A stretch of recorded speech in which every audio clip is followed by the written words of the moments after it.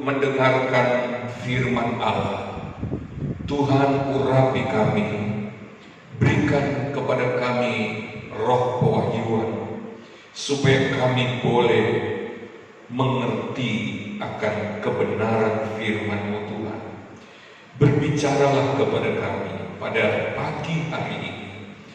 Diberkatilah rumah ini, diberkatilah keluarga ini, di dalam ibadah yang sangat spesial ini. Dalam nama Tuhan Yesus Kristus. Haleluya. Amin. Puji Tuhan, saudara-saudara sekalian, kita berjumpa dalam suasana yang sangat spesial. Dan saya yakin ibadah kita kali ini tidak kalah berkualitas dengan ritual-ritual ibadah. Bahkan bisa jadi ibadah kita pagi hari ini lebih berkualitas ketimbang hanya sekedar ritual agamawi yang kita biasa lakukan di gereja.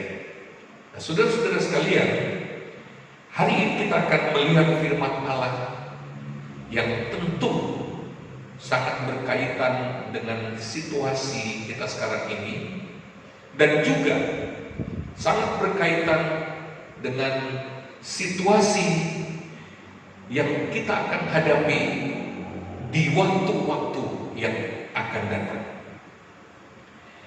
Saya memberikan tema firman Tuhan pada pagi hari ini, benteng ilahi. Kita tahu bahwa bencana sedang melanda seluruh dunia. Hanya dengan virus yang begitu kecil,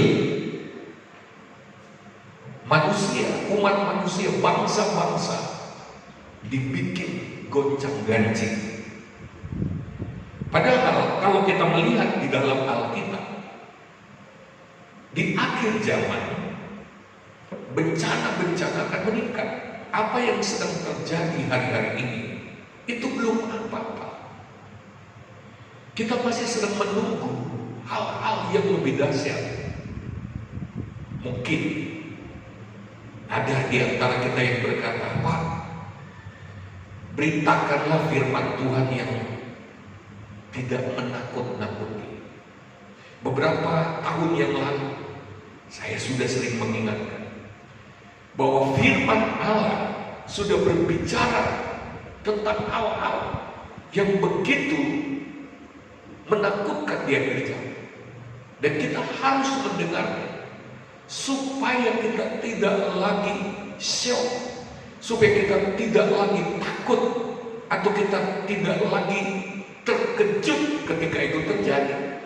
Bahkan kita seharusnya lebih siap dari orang-orang yang tidak mengenal Tuhan. Harusnya kita lebih siap, karena firman Allah sudah mengungkapkan. Tetapi anak-anak Tuhan yang menutup telinga terhadap berita firman Tuhan semacam itu di masa yang lalu, justru hari-hari ini, walaupun dia adalah anak Tuhan, dia adalah salah satu di antara sekian banyak orang yang menjadi penuh dengan ketakutan, terkejut. Nah, saya ingin membuka apa yang firman Allah katakan supaya kita lebih siap ketimbang hari-hari yang lalu menghadapi perkembangan zaman.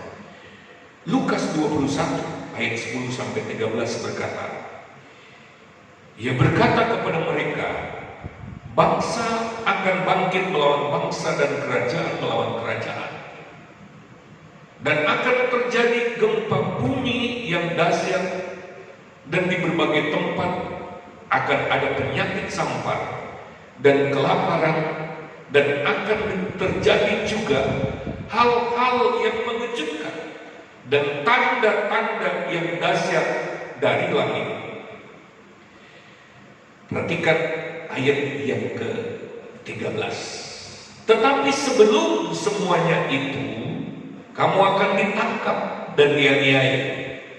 Kamu akan diserahkan ke rumah-rumah ibadat dan penjara-penjara, dan kamu akan dihadapkan kepada raja-raja dan penguasa-penguasa, oleh karena namaku.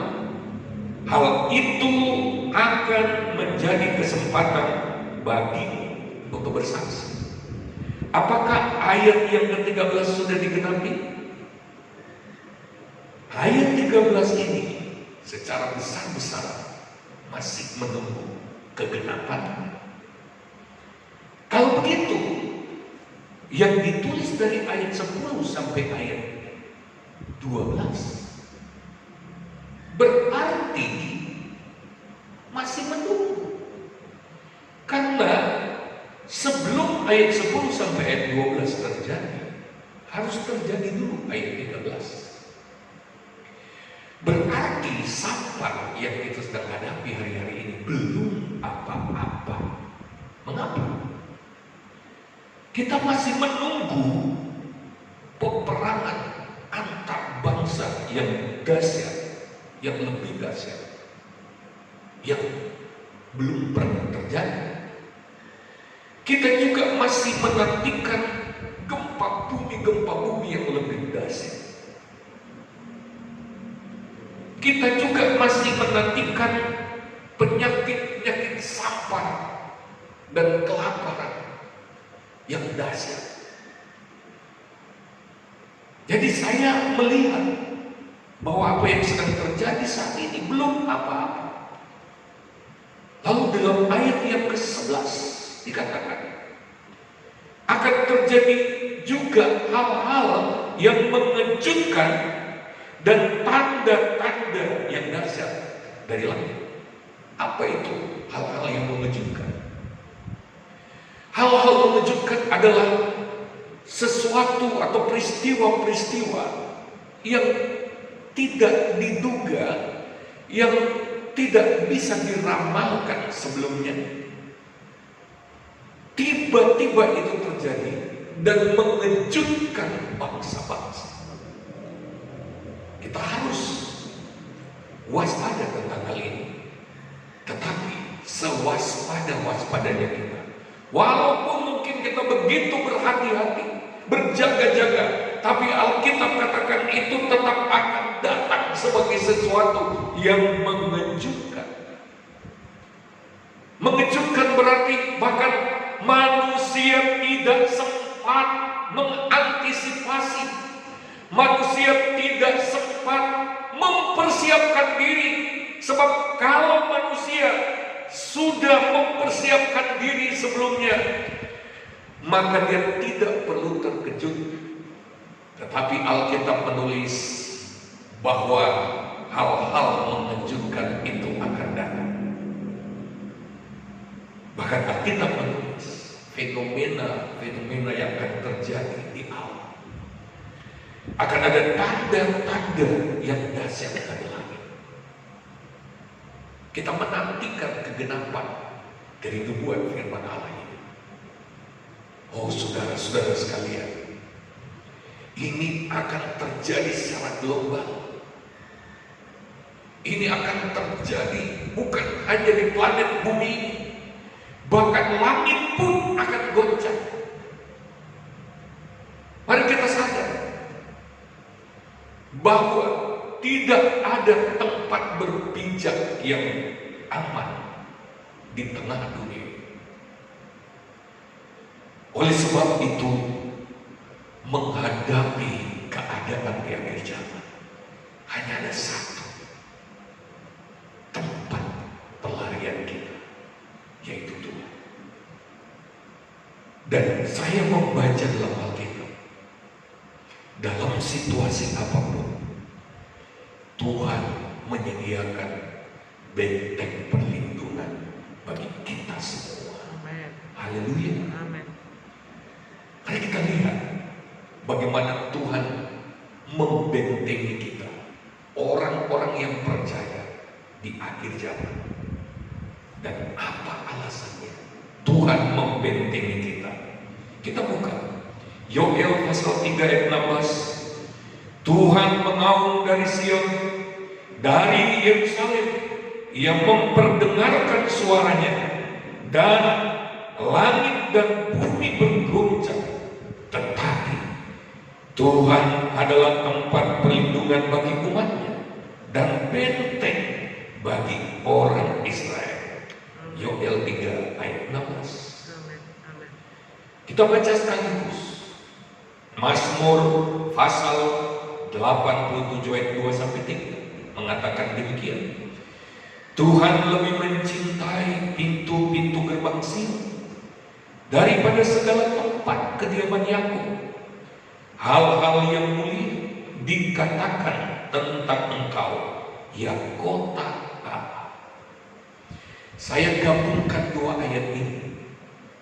Yang pertama, dalam Mazmur, dalam Yoel pasal 3 ayat 16, di mana Tuhan memberikan dirinya sebagai benteng perlindungan umatnya.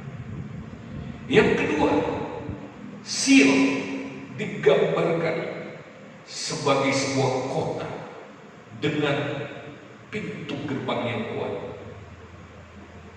Kata Sion disebutkan 150 kali lebih di dalam Alkitab dan mengandung arti kubu pertahanan atau benteng pertahanan.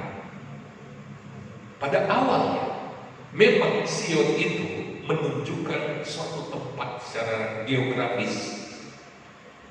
Tetapi dalam perjalanan sejarah, Sion kemudian memiliki pengertian teologis, bahkan memiliki pengertian spiritual, memiliki arti rohani yang ada di dalamnya. Itu kita bisa temukan dalam kitab Ibrani pasal 12 ayat 22 sampai 23. Tetapi kamu sudah datang ke bukit Sion, ke kota Allah yang hidup, Yerusalem surgawi, dan kepada beribu-ribu malaikat, suatu kumpulan yang meriah, dan kepada jemaat anak sulung yang namanya terdaftar di surga, dan kepada Allah yang menghakimi semua orang, dan kepada roh-roh orang-orang benar yang telah menjadi sempurna.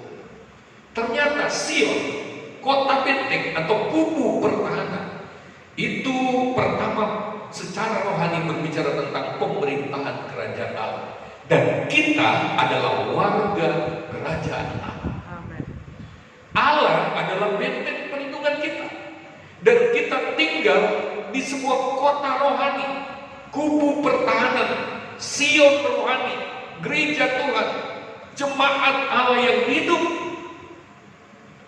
Oleh sebab itu, tidak seharusnya kita hidup dalam ketakutan, karena ada benteng yang tidak kelihatan yang selalu membentengi kita semua. Bisa katakan amin? Amin. Pertanyaannya adalah seperti ini. Apa syarat untuk mengalami kuasa perlindungan dari benteng ilahi ini? Yang pertama, kita akan melihat syarat untuk mengalami kuasa perlindungan dari benteng ilahi ini. Kita harus selalu hidup selaras dengan prinsip-prinsip dan nilai-nilai kerajaan Allah. Amen. Karena prinsip Sion adalah prinsip kerajaan Allah. Musuh terbesar kerajaan Allah bukan kerajaan iblis, tetapi ego kita, self kita, ya, diri kita. Kalau kita tidak menyalipkan ego kita, maka ego kita akan menyalipkan kita. Dia akan menyambut ase posisi kita. Dia akan membawa kita jauh dari prinsip-prinsip kerajaan Allah. Ego yang belum ditaklukkan ke salib Yesus adalah pembuka pintu, penyebab pintu terbuka bagi serangan musuh, serangan iblis.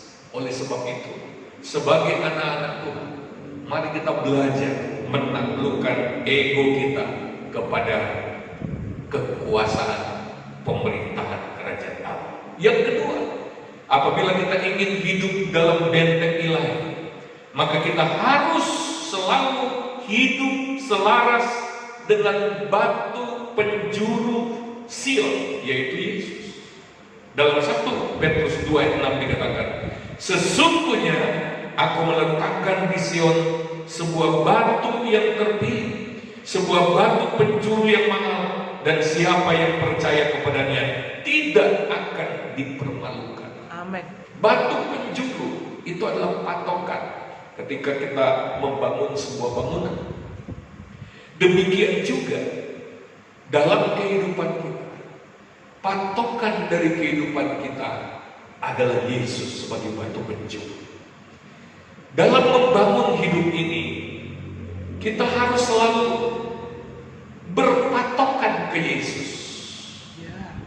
Kita tidak boleh melenceng dari batu penjuru ini, karena itu akan membahayakan bangunan atau rumah kehidupan kita.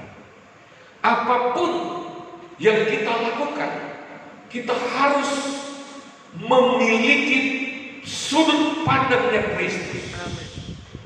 Kita harus selalu kembali ke titik awal, yaitu Kristus. Apakah kita masih berada dalam keselarasan dengan Kristus, atau kita mulai melenceng? Ketika kita berbisnis, kita harus selaras dengan Kristus. Kristuslah patokan. Bagaimana kita menjalankan usaha kita, bagaimana kita menjalankan bisnis kita, bagaimana kita membangun karir kita. Yesus adalah batu penjuru untuk semua bangunan kehidupan yang kita bangun. Kalau hidup kita selalu diselaraskan dengan batu penjuru, yaitu Yesus Kristus, maka kita akan menjalani kehidupan yang akurat. Kita tidak akan melakukan hal-hal yang keliru. Kita tidak akan mengambil langkah-langkah yang salah. Karena apa? Kita berangkatnya dari Yesus sebagai batu penjuru. Kita berangkat dari hati Yesus. Kita berangkat dari keinginannya. Kita berangkat dari pemikiran-pemikiran Kristus. Dengarkan baik-baik. Yesus ahli dalam segala-galanya. Amin.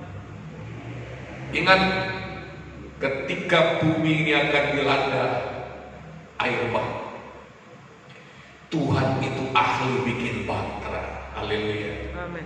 Haleluya. Amin. Dia tahu ukuran-ukuran. Bahkan ketika dia memerintahkan Musa untuk membuat tenda, dia arsitektur yang sangat ahli. Kita berpikir bahwa Allah itu hanya mengurus hal-hal yang rohani, tapi dia juga ahli dalam bidang-bidang kehidupan, dalam ilmu-ilmu atau keahlian-keahlian, keterampilan-keterampilan tertentu. Ada sebuah kesaksian di mana seorang yang tidak punya pekerjaan dan penghasilan dan rindu mempunyai pekerjaan, walaupun dia tidak tahu resep menu yang dia ingin coba kerjakan untuk dijual, tapi dia bertindak dengan iman dalam pimpinan Tuhan. Dan hasilnya, menu yang berhasil dikerjakannya itu laku keras di pasar. Agak lucu kalau kita berkata bahwa Tuhan juga ahli menu.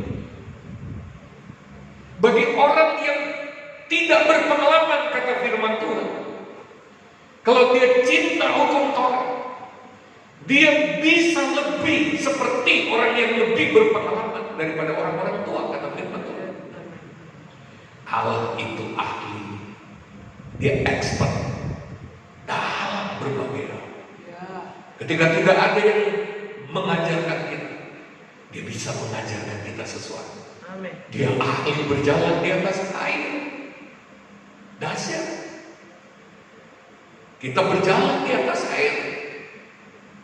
Kita pakai alat. Tuhan tidak pakai alat. Dia ahli. Dia ahli dalam soal alam ini. Oleh sebab itu, marilah kita menjalankan hidup kita dengan berpatokan kepada Yesus. Kita mulai dari Yesus sampai akhir, kita tetap selaras dengan Kristus Yesus. Maka benteng perlindungan ilahi itu akan menyertai kita di Sion. Benteng itu akan sangat kuat bagi kita. Orang yang hidup di Sion, di bentengnya Tuhan, dengan prinsip-prinsip yang diatur oleh Tuhan, dia hidup dalam benteng pertahanan yang kuat. Dia sulit dijatuhkan, sulit dihancurkan. Haleluya. Yang ketiga, kalau kita rindu selalu mengalami kuasa perlindungan dalam benteng ilahi, maka kita harus memelihara pengurapan Allah dalam hidup kita. Mari kita baca Mazmur 28 ayat 8. Mazmur 28 ayat 8. Tuhan adalah kekuatan umatnya dan benteng keselamatan bagi orang yang diurapinya. Haleluya. Pengurapan Allah menyebabkan kita selalu hidup di dalam benteng perlindungan, benteng keselamatan Tuhan. Lalu pengurapan itu berbicara tentang apa? Bagaimana kita memelihara pengurapan dalam hidup kita? Yang pertama, alasan kita diurapi adalah pelayanan. Alasan kita diurapi adalah karena kita diberi tanggung jawab untuk mengerjakan sesuatu bagi Tuhan. Orang-orang yang diurapi adalah orang-orang yang dipercaya Tuhan dan orang-orang yang setia mengerjakan pekerjaan Tuhan yang dipercayakan pada. Jikalau kita selalu rindu untuk hidup dalam pengurapan Allah, kita menjadi orang spesialnya Tuhan, maka kita harus setia dalam pelayanan yang dipercayakan kepada kita. Karena pengurapan itu hanya bekerja, hanya diberikan kepada orang yang siap dipakai oleh Tuhan. Tuhan akan memakai banyak orang di akhir zaman ini.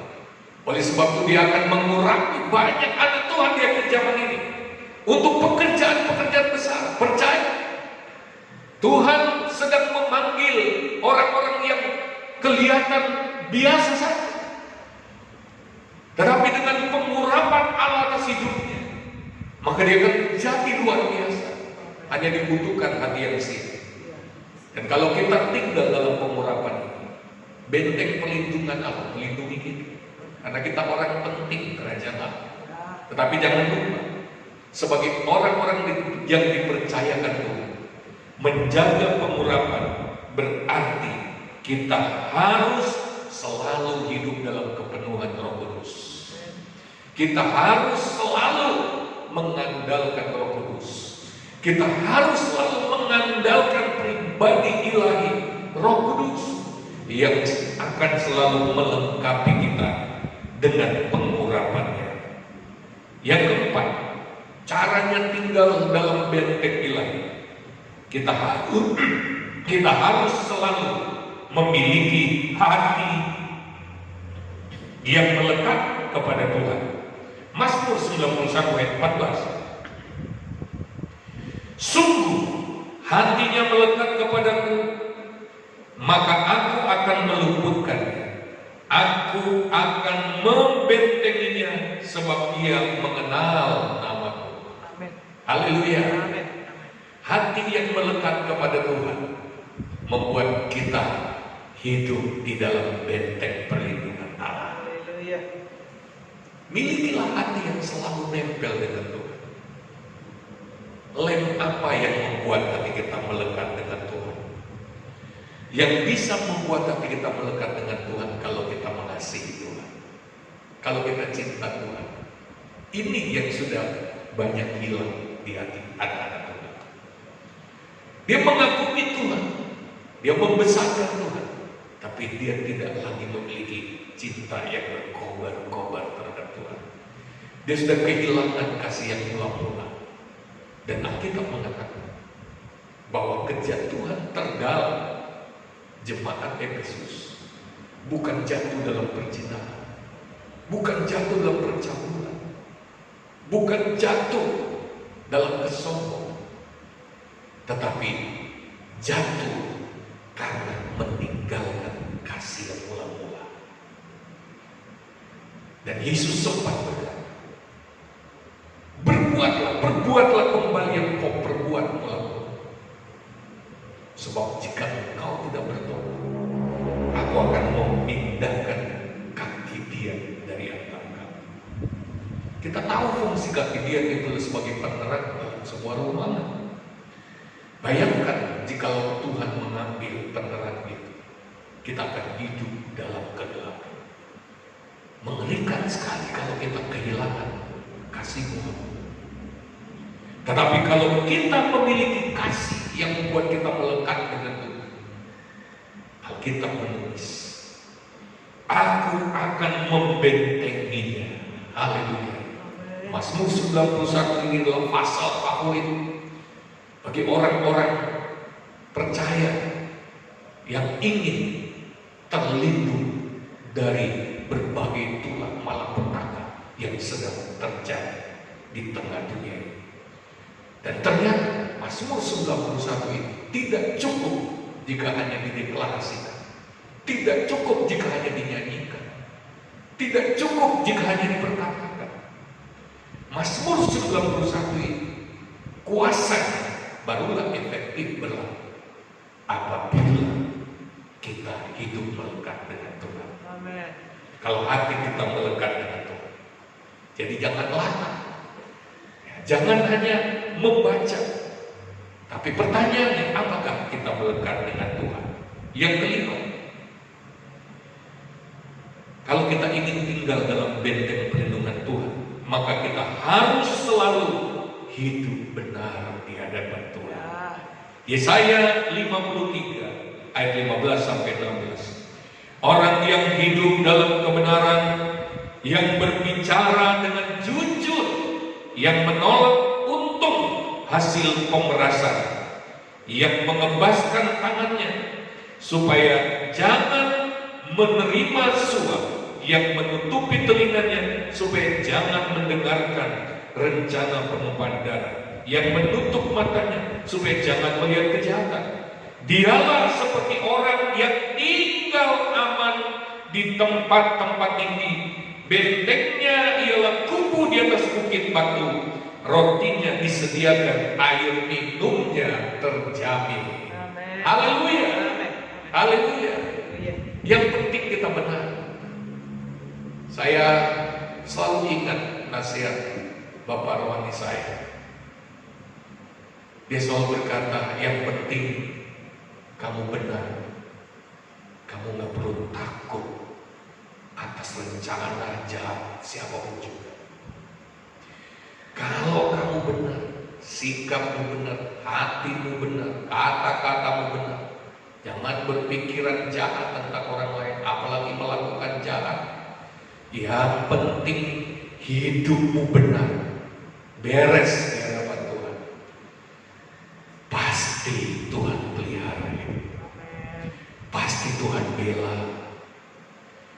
Tapi kalau kita ada kecurangan, kita menusuk orang dari belakang, kita menjelek-jelekan orang, dan apalagi orang itu banyak berbuat baik kepada kita, tapi kita suka menyerangnya dari belakang. Jangan berharap janji firman Tuhan ini akan terjadi pada kita. Kita mesti bereskan hidup dengan Tuhan. Ada sebuah lagu berkata, lagu lama, hidup kakak benar di hadapan Allah, semua diserahkan kepadanya. Hidup kakak benar. Tanyakan diri kita, kenapa kita mesti takut kalau kita Kalau kita benar di hadapan Tuhan, kenapa kita mesti takut? Kenapa kita mesti cemas?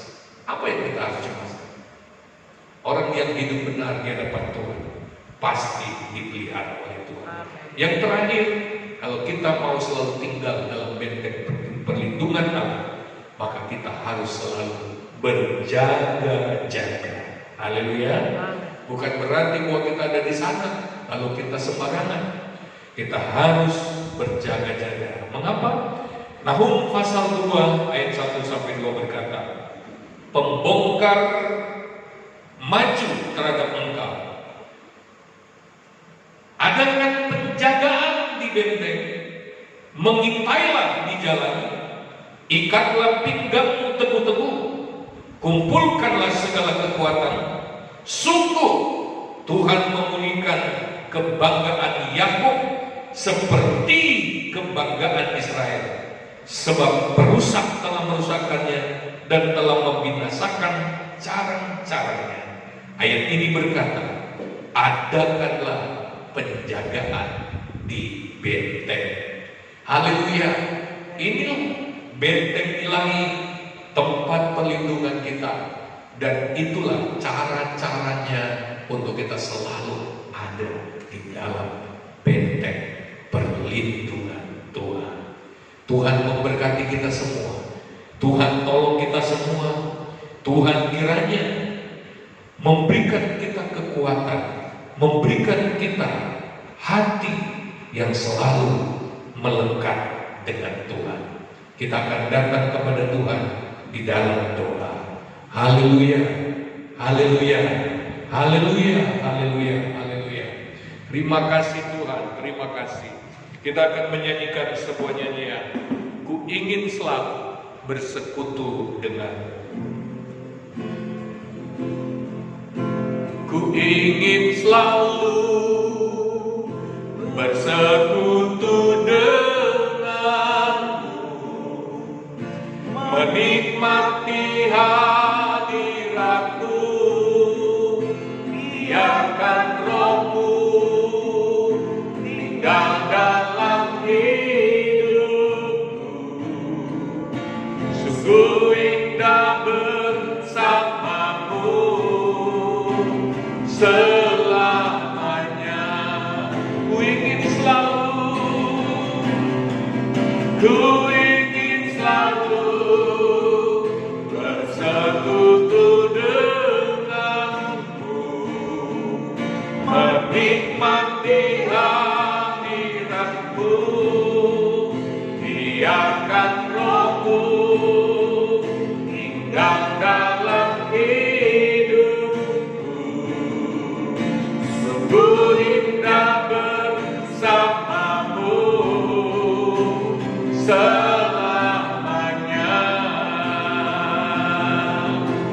Bapa di surga, kami percaya Tuhan, apa yang Kau janjikan kepada kami, di mana Engkau akan menjadi benteng perlindungan kami, itu akan kami alami. Tetapi Tuhan mau tolong kami supaya kami mau hidup di dalam prinsip-prinsip kerajaan Allah, supaya kami selalu mau hidup sebagai orang-orang yang dipercaya Tuhan, yang diurapi Tuhan, supaya kami selalu hidup selaras dengan prinsip-prinsip ilahi, selaras dengan Kristus Yesus, dan supaya kami selalu berjaga-jaga dalam hidup ini, selalu hidup melekat dengan Tuhan. Karena hanya dengan kelekatan dengan Tuhan, kami selalu boleh tinggal dalam perlindungan yang kuat. Terima kasih Tuhan, terima kasih Tuhan, terima kasih Yesus. Jemaat Tuhan yang dikasihi Yesus, mari kita angkat tangan semua. Kita angkat tangan kepada Tuhan. Kita angkat tangan. Tuhan Yesus, berkatilah seluruh jemaat, berkatilah anak-anak-Mu ini, berkatilah rumah ini, berkatilah keluarga ini yang saat ini beribadah kepadamu Tuhan, menyembah Engkau, mendengarkan firman Tuhan. Hamba-Mu melihat ada tangan Tuhan yang sedang bekerja dalam tiap keluarga, Ada tangan Tuhan yang sedang membenahi tiap keluarga. Ada tangan Tuhan yang sedang diulurkan. Tuhan, terima kasih Tuhan. Tuhan tolong sepanjang minggu berjalan ini, Tuhan tetap beserta kami. Tolong bangsa Indonesia dalam mengatasi bencana yang sedang mewabah. Berikan kekuatan hikmat kepada semua pihak, kepada pemerintah, kepada lembaga-lembaga yang terlibat di dalam mengatasi bencana yang mewabah ini. Berikan kekuatan kesehatan kepada para medis yang berjuang, yang berada di garis depan dalam menghadapi wabah virus ini. Tuhan Yesus, belas kasihani bangsa Indonesia, bahkan seluruh bangsa di dunia. Tuhan tolong masyarakat Indonesia dapat mengendalikan diri. Tuhan tolong segala keperluan kebutuhan. Terima kasih Bapa, kami mau tetap dalam kesatuan. Terima kasih Tuhan. Sebentar kami akan akhiri ibadah ini. Biarlah Tuhan, naungan sayap-Mu, naungan kasih-Mu senantiasa menyertai kami. Anugerah-Mu senantiasa dicurahkan bagi kami. Saudara sekalian, anugerah dan berkat dari Bapa di surga turun atas kita semua. Kasih sayang dari Tuhan Yesus Kristus, persekutuan dan pengurapan Allah Roh Kudus menyertai kita sekarang sampai selama-lamanya. Dalam nama Yesus, haleluya, amin. Selamat pagi, Tuhan memberkati kita semua.